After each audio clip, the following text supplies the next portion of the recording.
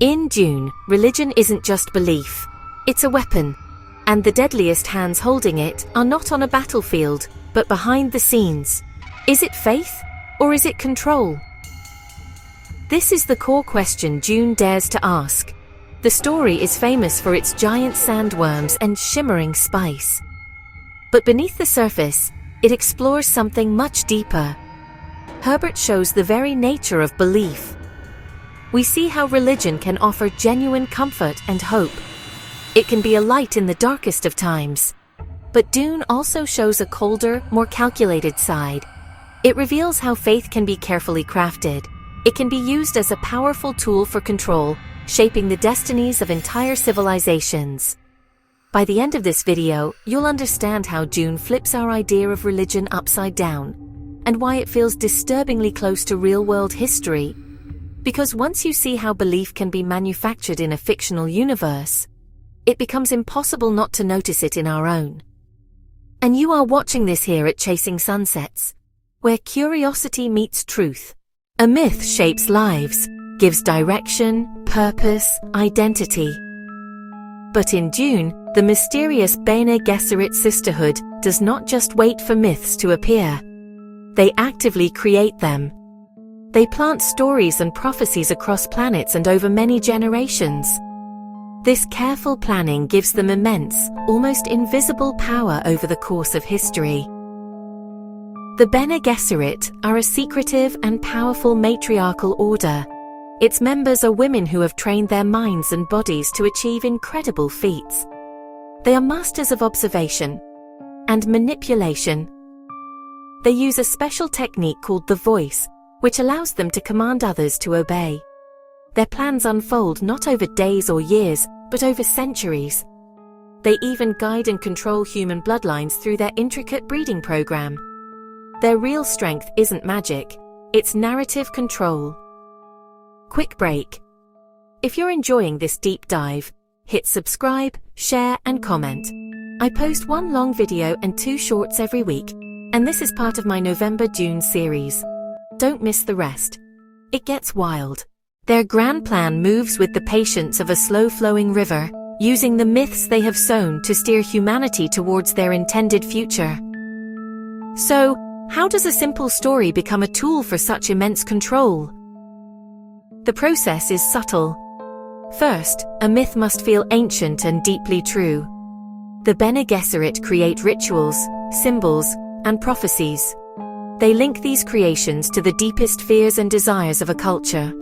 This makes the myth feel personal and powerful. People begin to feel it in their hearts, not just hear it with their ears. The story seems wise and sacred.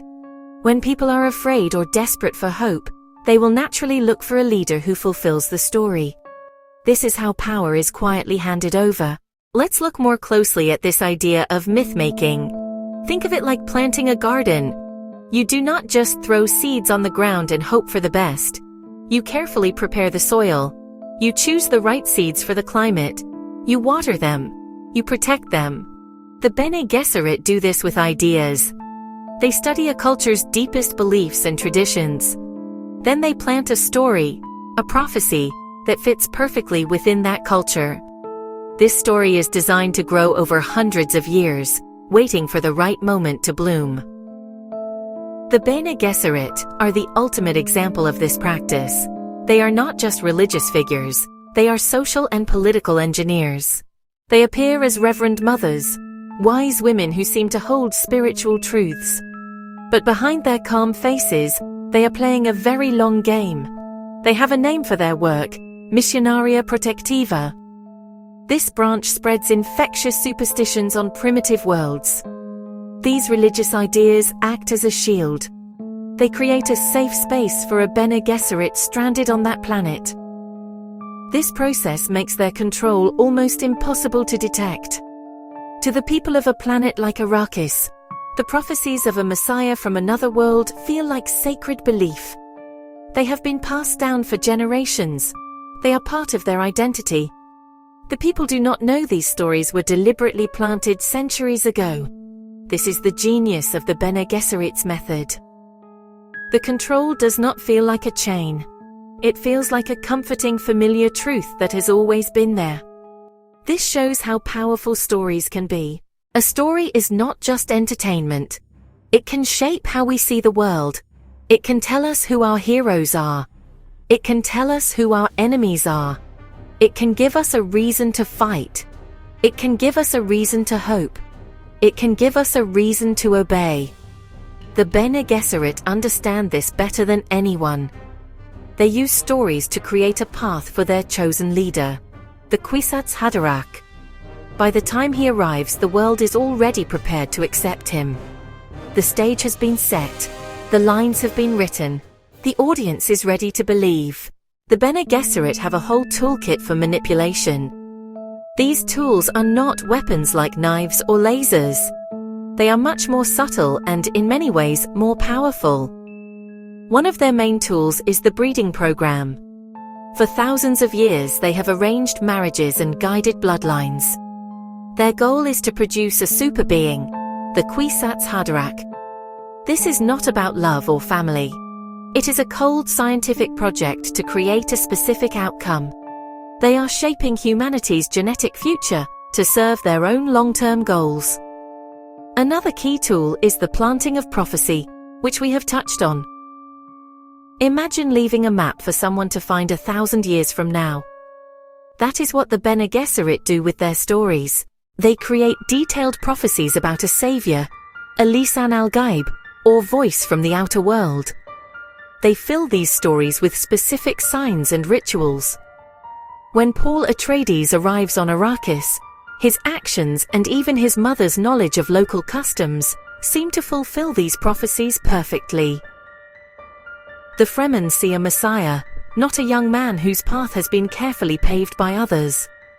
Rituals are another powerful instrument of control. In Dune, rituals are everywhere. The Fremen have their water-sharing ceremonies and funeral rites. The Bene Gesserit have the terrifying Gom Jabbar test and the spice agony. These rituals are not just traditions, they are tests of loyalty and belief. They create a strong sense of community and shared identity. But they also enforce a strict set of rules. To question the ritual is to question the entire faith. This makes it very difficult for anyone to think differently or challenge the established order. Finally, there is the voice.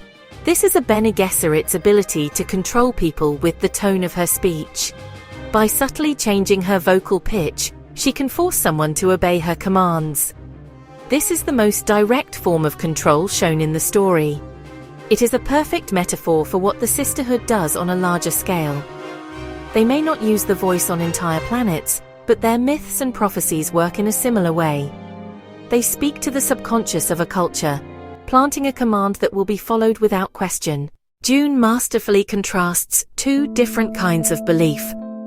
On one side, we have sincere personal faith.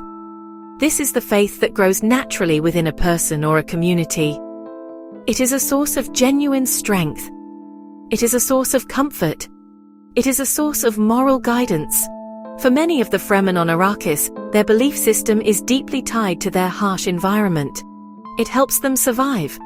It gives their difficult lives meaning. This faith is real and heartfelt.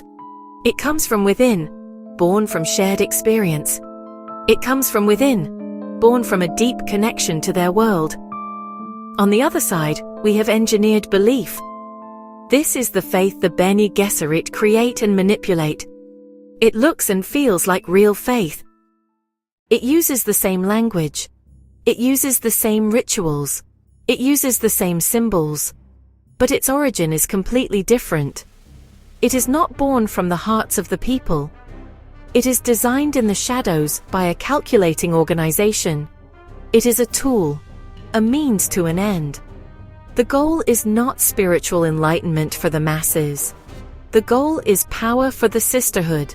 The goal is stability for the sisterhood.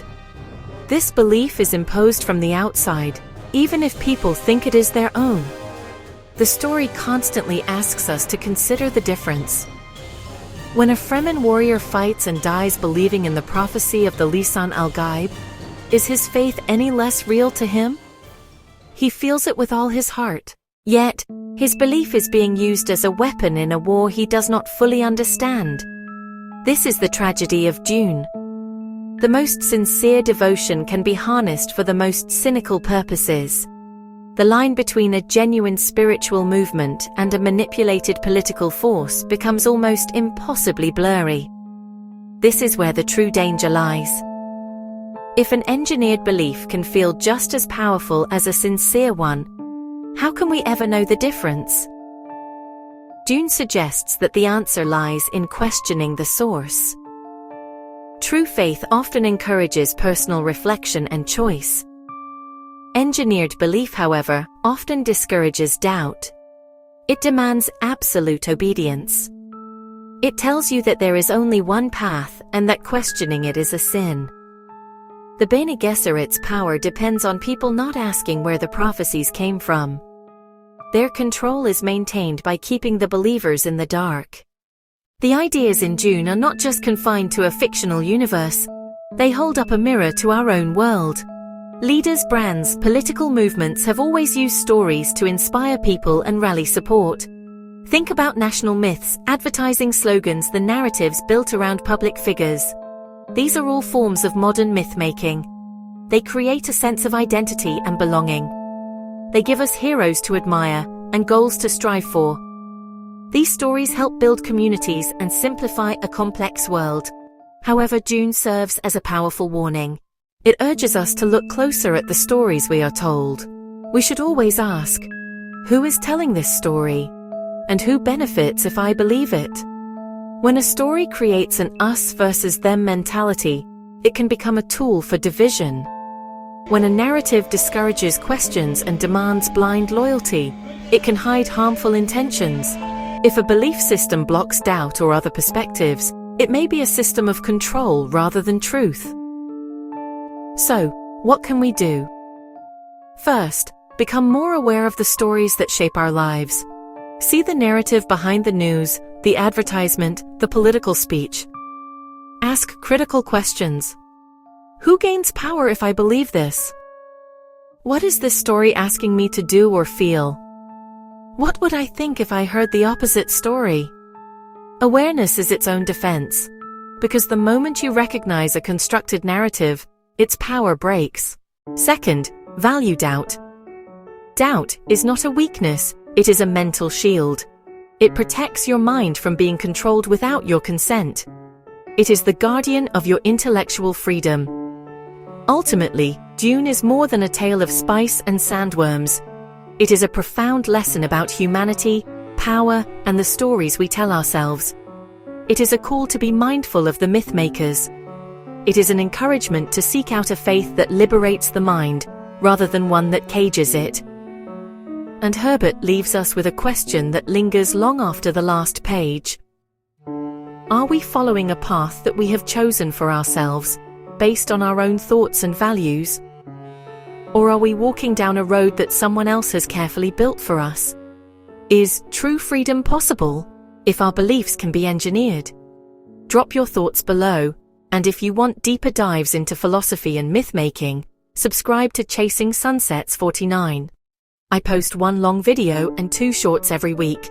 Join me for more explorations like this. Take care and bye.